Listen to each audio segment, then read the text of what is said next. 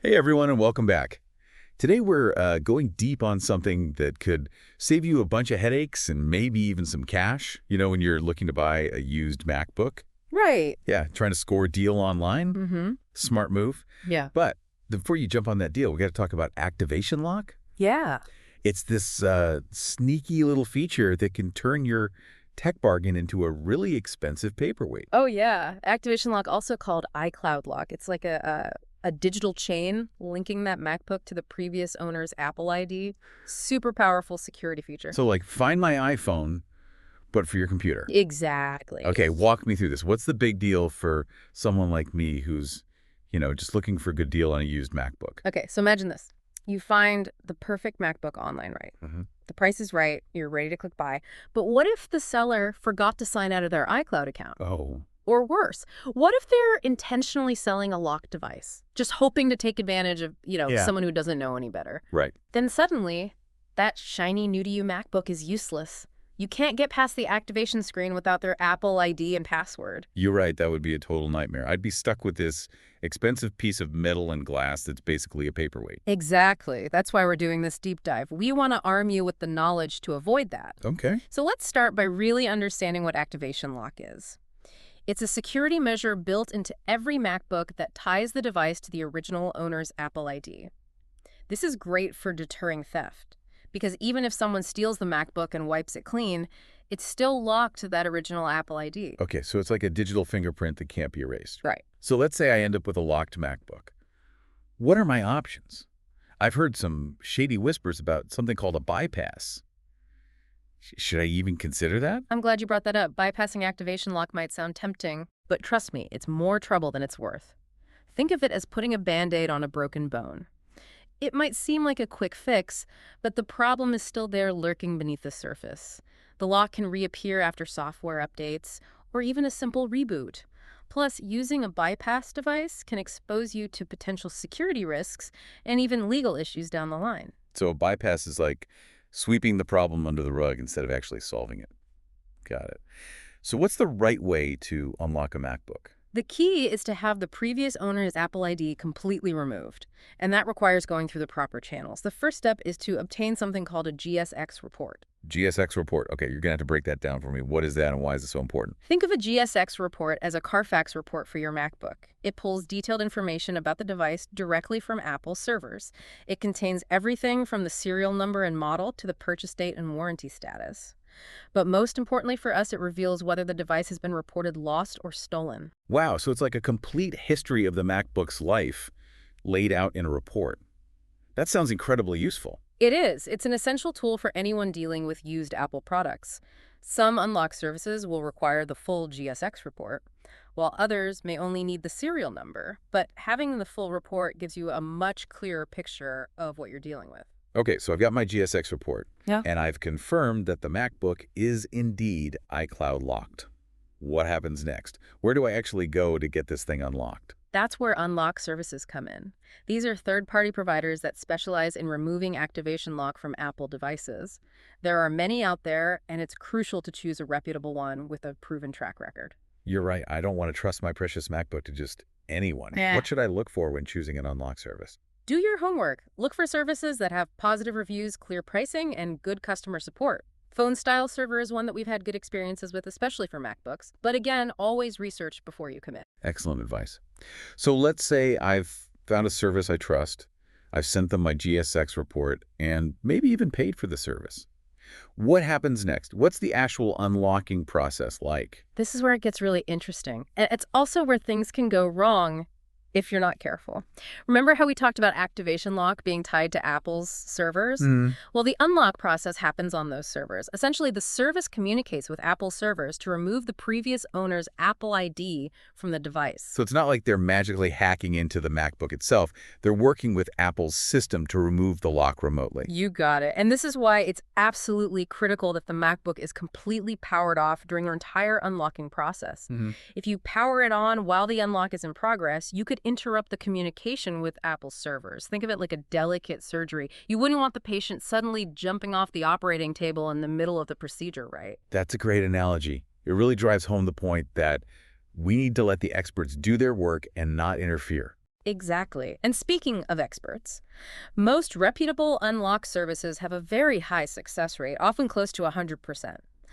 But as with any technical process, rejections can happen. Wait, so even if I do everything right, there's still a chance that the unlock might not work. It's rare, but it's possible.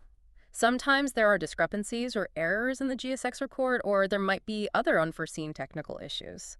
If an unlock attempt fails, the first thing to check is the accuracy of the GSX report. You might even want to try pulling a report from a different server just to be sure. So it's always good to have a backup plan and be prepared for the unexpected. It sounds like there's a bit of an art to this whole unlocking process. There is, but it's not rocket science. With the right information, a little bit of patience, and a reliable unlock service, you can navigate this process successfully and end up with a fully functional MacBook. Okay, that's reassuring. So even though this might sound a bit complicated at first, you're saying that with the right tools and knowledge, anyone can do this. Absolutely, and that's exactly why we're here today. We want to equip you with the knowledge and resources to make smart decisions when buying used tech. Because knowledge, my friend, is power, especially in a world where technology and security are so intertwined. I love that. Knowledge is power. And speaking of knowledge, we've covered a lot of ground in this first part of our deep dive. We've talked about what activation lock is, why bypassing it is a bad idea, and the initial steps involved in the proper unlocking process. But before we move on to even more tips and insights, let's take a moment to reflect. What stands out to you so far? What's the most important thing you've learned about activation lock and used MacBooks? For me, it's the realization that there's a lot more to buying used tech than just finding a good price. You need to be aware of the potential security risks and take steps to protect yourself. Absolutely. We'll be back in just a moment with even more insights to help you navigate the world of used MacBooks safely and confidently. Don't go anywhere. Welcome back to our deep dive into iCloud Unlock on MacBooks. Before we before we dig into more essential tips, let's talk about something that really surprised me. Mhm. The fact that even those GSX reports, the ones we were just praising for being so thorough, can sometimes be inaccurate. Yeah, that's right. It's not common, but it does happen. Think of it this way. Apple has a massive amount of data about every device out there. Sometimes there might be a delay in updating that information, or a typo could slip through the cracks, kind of like a little glitch in the matrix. So if I'm struggling to unlock a MacBook, and I'm sure I've given the service the right information, maybe it's worth getting a second opinion, so to speak, like pull a GSX report from another source. Exactly. If things aren't adding up, it's always a good idea to double check. Most servers have the same basic information, but those small variations can sometimes be crucial to getting that unlock to go through smoothly. Okay, that's a great tip. It's a good reminder that persistence pays off, especially when you're dealing with something as important as unlocking a device. You know, it's fascinating to think about all the data associated with these devices. It's like each MacBook has its own secret history, and that GSX report is the key to unlocking it. It really is. And that brings up another important point we need to address: data privacy. Before you even think about unlocking that used MacBook, consider the data that might be lurking on its hard drive. Did the previous owner wipe it properly? Are there any hidden files or sensitive information left behind? Wow, that's a thought I hadn't really considered. I mean, I'd wipe the drive myself once I got it, but is that enough? What if there's some super secret spy stuff hidden deep within the system? I'm just kidding, sort of. But seriously, Yeah. how do I make sure I'm starting with a clean slate, digitally speaking? That's a great question, and it's one that a lot of people overlook. Wiping a hard drive isn't always as straightforward as it seems. There are ways to securely erase data so that it's virtually impossible to recover.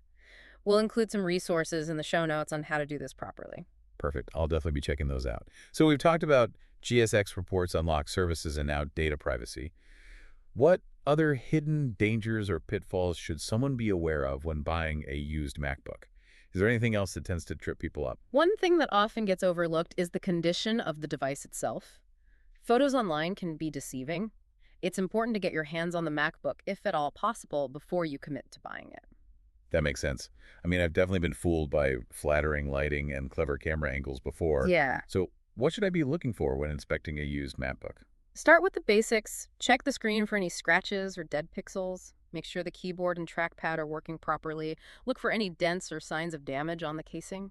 Okay, so it's like a mini inspection before you drive off the lot. But this is a digital lot, so the rules are a little different. What about the battery? How can I tell if it's still in good shape? You can usually check the battery's health in the system settings. Look for something called cycle count. This tells you how many times the battery has been fully charged and discharged. A higher cycle count means the battery has been used more and might not hold a charge as long as a newer battery. Wow, I had no idea about that. So a lower cycle count is better. Generally, yes. It's like checking the mileage on a car. A lower cycle count usually means the battery is in better condition. This is all great advice. I'm feeling much more confident about navigating the used MacBook market now. But before we move on, I wanted to circle back to something you mentioned earlier. The potential legal issues associated with unlocking a device improperly. Right. It's an important point and one that we shouldn't gloss over. In some cases, attempting to unlock a device without the rightful owner's permission could be considered illegal.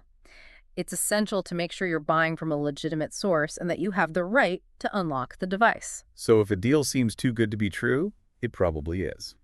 Better to err on the side of caution and make sure everything is above board. What about those situations where the GSX report shows the MacBook as lost? Does that mean it's a lost cause? Not necessarily. Remember that powered off state we talked about earlier? Right. It's even more crucial if the report shows the MacBook is lost. Apple's security is incredibly tight, and any activity during the unlock can trigger red flags on their servers. It's like trying to sneak past a high-tech security system. You need to be stealthy and follow the instructions precisely. This is getting intense. So even if it's marked as lost, there's still a chance, but it's a lot trickier. Exactly. It might require a more specialized service and potentially a longer waiting period, but it's not impossible. The key is to find a reputable unlock service that has experience dealing with these types of situations. Okay, so we've covered a lot of ground here. GSX reports unlock services data privacy, checking the device's condition, and even the legal considerations. Is there anything else we should touch on before we wrap up this deep dive? You know, there is one more thing I think is worth mentioning. It's not directly related to unlocking, but it's something to keep in mind when buying any used electronic device. Environmental responsibility. Oh, that's a great point. We're so focused on getting a good deal, we sometimes forget about the bigger picture. What do you mean by environmental responsibility in this context? Well, think about it. Every electronic device has a lifespan. When we buy used, we're extending that lifespan, which means fewer devices end up in landfills. It's a small step, but it can make a difference. I love that. Just like giving these MacBooks a second life. And it's a win-win. We get a great deal, and we're reducing electronic waste. So to wrap things up, we've covered a ton of information in this deep dive. We've talked about the ins and outs of activation lock, how to find a reputable unlock service, and even how to make sure the device is in good condition. And we've emphasized the importance of data privacy, legal considerations, and even environmental responsibility. It's been quite a journey. Yep. But now comes a really important part. What does this all mean for you, the listener? What are you going to do differently the next time you're browsing those used MacBook listings? That's the question I want to leave you with. We've given you the knowledge, now it's up to you to use it wisely. Don't be afraid to ask questions, do your research, and trust your gut. Excellent advice. Yeah. We'll be back in just a moment to wrap up this deep dive with one final crucial tip that could save you a lot of trouble. Okay, we're back for this final part of our deep dive into the world of iCloud Unlock on MacBooks. We've explored the ins and outs of activation lock, learned how to decode those mysterious GSX reports, and even ventured into the land of data privacy and responsible tech buying. But before we set you free to conquer the used MacBook market, we have one last super important tip that could save you from a major tech headache. Right. Lay it on me. So remember how we've been emphasizing the importance of keeping that MacBook completely powered off during the unlocking process? Well, let's dive a little deeper into why that's so crucial. Yes, please. I have to admit, I'm still a little fuzzy on the technical details. Why does it matter if the MacBook is on or off while the unlock magic is happening behind the scenes? Okay, so imagine this. You found a reputable unlock service, you've sent them your MacBook's details, and they're working their magic on Apple's servers. It's like they're sending a secret message to those servers saying like, hey, this MacBook is legit, please remove the lock. Okay. But what happens if, in the middle of that delicate communication, you suddenly power on the MacBook? Oh, I have a bad feeling about this. Does it disrupt the process somehow? It's like someone yelling in the middle of a quiet library. It disrupts the flow, interrupts the communication, and potentially messes up the whole operation. Powering on the MacBook while the unlock is in progress could cause it to fail completely. So it's not just a matter of being patient. It's about ensuring the process can run smoothly without any interference. Okay, I'm starting to understand the gravity of this. What's the worst case scenario if someone accidentally powers on the MacBook during the unlock? The worst case scenario is that the unlock fails. and you're back to square one with a locked MacBook. But it could get even trickier. In some cases, interrupting the unlock process can trigger Apple's security systems, making it even more difficult to unlock the device in the future. It's like accidentally setting off an alarm. It just makes things a lot more complicated. Okay, that's definitely a risk I'm not willing to take. Patience is clearly a virtue when it comes to unlocking a MacBook. Submit your request, double-check that the device is powered off, and then just let the experts do their thing. Exactly. It's like baking a cake. You wouldn't keep opening the oven door to check if it's done right. Right. You trust the process and let it run its course. I love that analogy. And speaking of trusting the process, I think it's a fitting metaphor for our entire deep dive today. We've explored a lot of complex information, but the underlying message is clear. When buying a used MacBook, knowledge is your best friend. It's about being informed, being cautious, and taking the time to understand the potential risks and rewards. Yeah, absolutely. We've given you the tools and insights to navigate this exciting world with confidence. Now it's your turn to apply that knowledge and find that perfect used MacBook without falling into any traps. And remember, even if you encounter a bump in the road like an inaccurate GSX report or a slightly longer unlocking process, don't give up. Persistence combined with the knowledge you've gained today will guide you to success. We believe in you. Go forth and conquer the used tech market with your newfound wisdom. And that wraps up our deep dive into iCloud Unlock on MacBooks. We hope you've enjoyed this journey of discovery and feel empowered to make smart, informed decisions when buying used tech. Until next time, stay curious, keep learning, and don't be afraid to ask those why questions. Happy MacBook hunting.